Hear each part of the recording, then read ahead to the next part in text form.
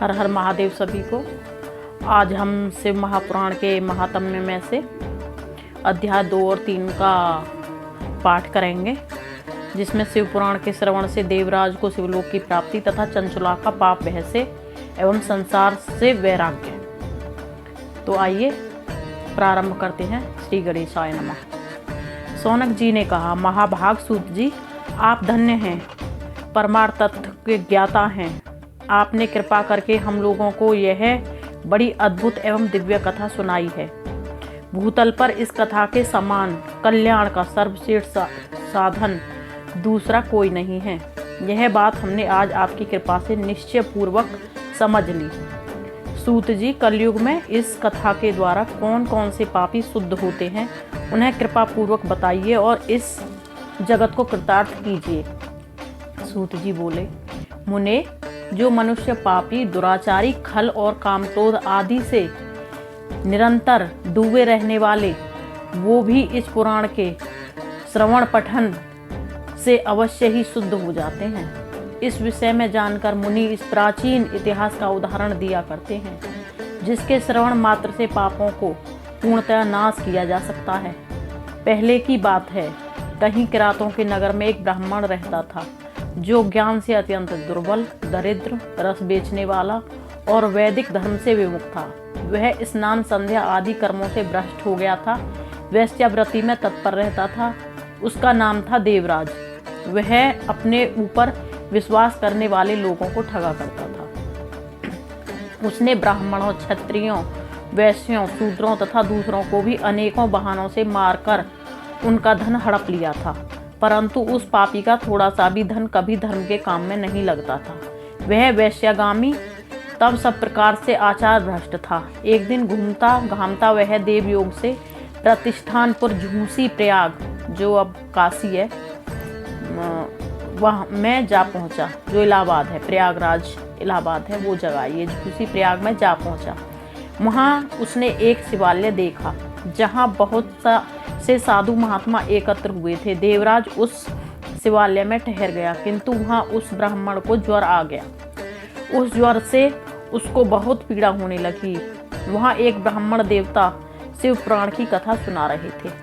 ज्वर में पड़ा हुआ देवराज ब्राह्मण के मुखारविंद से निकली हुई शिव कथा को निरंतर सुनता रहा। 1 मास के बाद वह ज्वर से अत्यंत पीड़ित होकर चल बसा। यमराज के दूत आए और उसे पासों में बांधकर बलपूर्वक यमपुरी ले गए। इतने में ही शिवलोक से भगवान शिव के पार्षद आ गए। उनके गौर अंग कपूर के समान उज्जवल थे, हाथों में त्रिशूल थे और वो बड़े ही सुशोभित हो रहे थे। उनके संपूर्ण अंग भस्म से उद्भासित थे और रुद्राक्ष की मालाएं उनके शरीर की शोभा बढ़ा रही थीं। वे सब के सब क्रोध पूर्वक यमपुरी में गए और यमराज के दूतों को मार पीट कर बारंबार धमकाकर उन्होंने देवराज को उनके चुंगल से छुड़ा लिया। अत्यंत अद्भुत विमान पर बिठाकर जब वे शिवदूत कैलाश जाने को उद्यत हुए, उस समय यमपुरी में बड़ा भारी कोलाहल मच गया। उस कोलाहल को सुनकर धर्मराज अपने भवन से बाहर आए। साक्षात दूसरे रुद्रों के समान प्रतीत होने वाले उन चारों दूतों को देखकर धर्मज्ञ धर्मराज ने उनका विधि पूर्वक पूजन किया। ज्ञान दृष्टि से देखकर सारा वृत्तांत जान लिया। उन्होंने भय के कारण भगवान शिव के उन महात्मा दूतों को कोई बात नहीं पूछी, उल्टे उन सब की पूजा एवं प्रार्थना की। तत्पश्चात वे शिवदूत कैलाश को चले गए और वहां पहुंचकर उन्होंने उस ब्राह्मण को दया सागर सांब शिव के हाथों में सौंप दिया। सौनक जी ने कहा, महाभाग सूत जी, आप सर्वज्ञ हैं। महामते, आपके कृपा प्रसाद से मैं बारंबार कृतार्थ हुआ हूँ। इस इतिहास को सुनकर मेरा मन अत्यंत आनंद में निमग्न हो रहा है। अतः अब भगवान शिव में प्रेम बढ़ाने वाली सांब सदाशिव की दूसरी कथाओं को भी कहिए। तो सूत जी बोले, सौनक जी सुनो, मैं तुम्हारे सामने गोपनीय कथा वस्तु का भी वर्णन करूंगा, क्योंकि तुम शिव भक्तों में अग्रण्य हो तथा वेदताओं में श्रेष्ठ हो।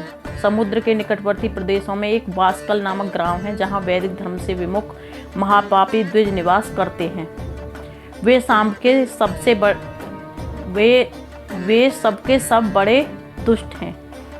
उनका मन दूषित विषय भोगों में लगा रहता है। वे न देवताओं पर विश्वास करते हैं और न भाग्य पर। वे सभी कुटिल वृत्ति वाले हैं, किसानी करते हैं और भांति भांति के घातक अस्त्र शस्त्र रखते हैं। वे व्यभिचारी और खल हैं। ज्ञान वैराग्य तथा सद्कर्म का सेवन ही मनुष्यों के लिए परम पुरुषार्थ है। इस बात को वे बिल्कुल नहीं जानते। वे सभी पशु बुद्धि वाले हैं। जहाँ के द्विज ऐसे हों, वहाँ के अन्य वर्णों के विषय में तो क्या कहना। अन्य वर्णों के लोग भी उन्हीं की भांति कुत्सित विचार रखने वाले, धर्म विमुख एवं खल हैं। वे सदा कुकर्म में लगे रहते हैं, नित्य विषय भोगों में डूबे रहते हैं। वहाँ की सब स्त्रियां भी कुटिल स्वभाव की, स्वेच्छाचारिणी, पापासक्त, कुत्सित विचार वाली और व्यभिचारिणी हैं। वे सद्व्यवहार तथा सदाचार से सर्वथा शून्य हैं। इस प्रकार वहाँ दुष्टों का ही निवास है। उस वासकल नामक गांव में किसी समय एक बिंदुक नामक धारी ब्राह्मण रहता था।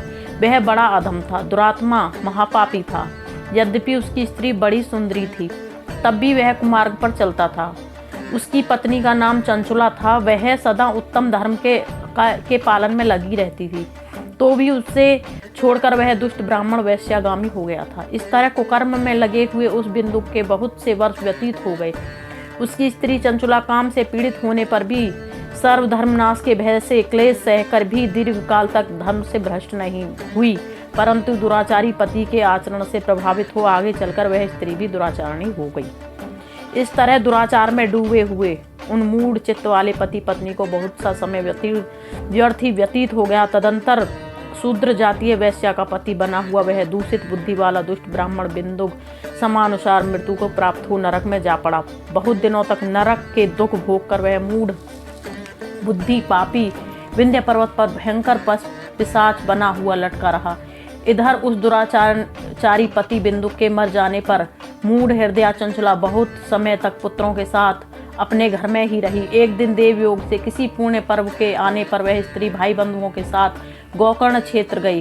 तीर्थ यात्रियों के संग से उसने भी उस समय जाकर किसी तीर्थ के जल में स्नान किया। फिर वह साधारणतया मेला देखने की दृष्टि से बंधुजनों के साथ यत्र तत्र इधर उधर घूमने लगी। घूमती घूमती किसी देव मंदिर में गई और वहां उसने एक देवज्ञ ब्राह्मण के मुख से भगवान शिव की परम पवित्र मंगलकारी उत्तम पौराणिक कथा सुनी। कथावाचक ब्राह्मण कह रहे थे कि जो स्त्री पर पुरुषों के साथ व्यभिचार करती है, वह मरने के बाद जब यमलोक में जाती है, तब यमराज के दूत उसकी योनि में तपे हुए लोहे के परिघ्न डालते हैं। पौराणिक ब्राह्मण के मुख से वैराग्य बढ़ाने वाली कथा सुनकर चंचला भय से व्याकुल हो गई। वह कांपने लगी तथा कथा समाप्त हुई और सुनने वाले जब लोग वहां से चले गए, तब वह भयभीत नारी एकांत में शिव पुराण की कथा बाँचने वाले उन ब्राह्मण देवता से बोली। चंचला ने कहा, ब्रह्मांड, मैं अपने धर्म को नहीं जानती थी, इसलिए मेरे द्वारा बड़ा दुराचार हुआ है। स्वामिन, मेरे ऊपर अनुपम कृपा करके आप मेरा उद्धार कीजिए। आज आपके वैराग्य रस से ओतप्रोत इस प्रवचन को सुनकर मुझे बड़ा भय लग रहा है। मैं कांप उठी हूँ और मुझे संसार से वैराग्य हो गया है। मुझ मूढ़ चित्त वाली पापनी को धिक्कार है। मैं सर्वथा निंदा के योग्य हूँ, कुत्सित विषयों में फंसी हुई हूँ, अपने धर्म से विमुख हो गई हूँ। हाय, न जाने किस किस घोर कष्टदायक दुर्गति में मुझे पड़ना पड़ेगा, और वहाँ कौन बुद्धिमान पुरुष को मार्ग में मन लगाने वाली मुझ पापनी का साथ देगा। मृत्यु काल में उन भयंकर यमदूतों को मैं कैसे देखूंगी। जब वे बलपूर्वक मेरे गले में फंदे डालकर मुझे बांधेंगे, तब मैं कैसे धीरज धारण कर सकूंगी। नरक में जब मेरे शरीर के टुकड़े टुकड़े किए जाएंगे, उस समय विशेष दुख देने वाली उस महायातना को मैं कैसे सहूंगी। हाय, मैं तो मर गई, मैं जल गई, मेरा हृदय विदीर्ण हो गया और मैं सब प्रकार से नष्ट हो गई, क्योंकि मैं हर तरह से पापों में डूबी रही हूँ। ब्रह्मांड, आप ही मेरे गुरु, आप ही मेरे माता पिता हैं, आप ही सब कुछ हैं। आपकी शरण में आई हूँ, मुझ दीन अबला का आप ही उद्धार कीजिए, उद्धार कीजिए। सूत जी कहते हैं, सौनक इस प्रकार खेद और वैराग्य से युक्त हुई चंचला ब्राह्मण देवताओं के दोनों चरणों में गिर पड़ी। तब उन बुद्धिमान ब्राह्मण ने कृपा पूर्वक उसे उठाया और इस प्रकार कहने लगे। अध्याय 2 और 3 समाप्त। कल हम चंचला की प्रार्थना से ब्राह्मण का उसे पूरा शिव पुराण सुनाना और समयानुसार शरीर छोड़कर शिवलोक में जा चंचला का पार्वती जी की सखी बनना और सुखी होना अध्याय पढ़ेंगे चौथा। तो आप मेरे साथ बने रहिए, आपका सहयोग और प्यार मुझे चाहिए। हर हर महादेव, जय शिव शंभू। जब बिंदुक जैसे राक्षस, देवराज जैसे राक्षस और चंचला जैसी पापनी स्त्रियों का उद्धार सिर्फ शिव पुराण पढ़ने से हो सकता है, तो हमारा क्यों नहीं। आइए हम सब संकल्प करते हैं कि हम अगर शिव पुराण पढ़ नहीं सकते तो कम से कम हम एक बार श्रवण करें। हर हर महादेव, जय शिव शंभू।